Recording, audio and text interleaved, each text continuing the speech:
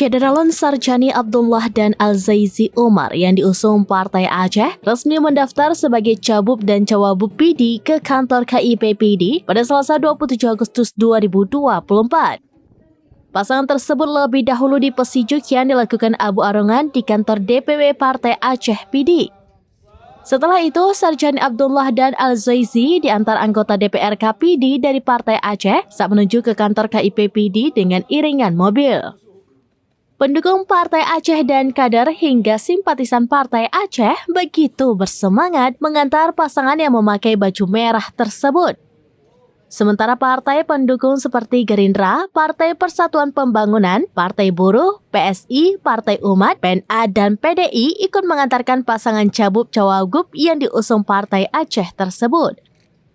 Bahkan istri Cabub dan Cawabub ikut hadir mengantarkan suami yang akan bertarung pada Pilkada tahun 2024. Saat sampai di kantor KIP PD, musik Serune Kale dan Solawat Badar ikut mengiringi penyerahan berkas Cabub dan Cawabub yang diusung Partai Aceh. Sarjani Abdullah dan Al-Zaizi dikalungkan syal Pilkada hingga dipakaikan kupiah meketop di kepala oleh Komisioner KIP PD. Selain itu, Sarjani Abdullah dan Al-Zaizi disandingkan di pelaminan yang telah disiapkan KIP PD. Lalu, Komisioner KIP PD menyerahkan berkas sebagai bukti telah mendaftar sebagai Cabub dan Cawabub yang diterima pasangan Sarjani dan Al-Zaizi.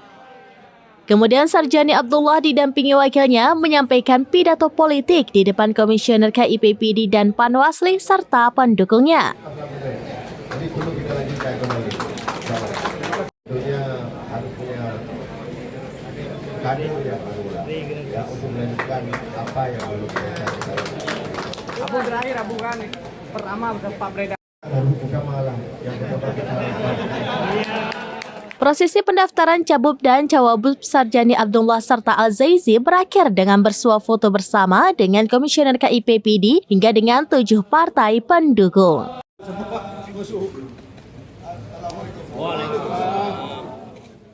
Dari PD, Muhammad Nazar, serambinews.com.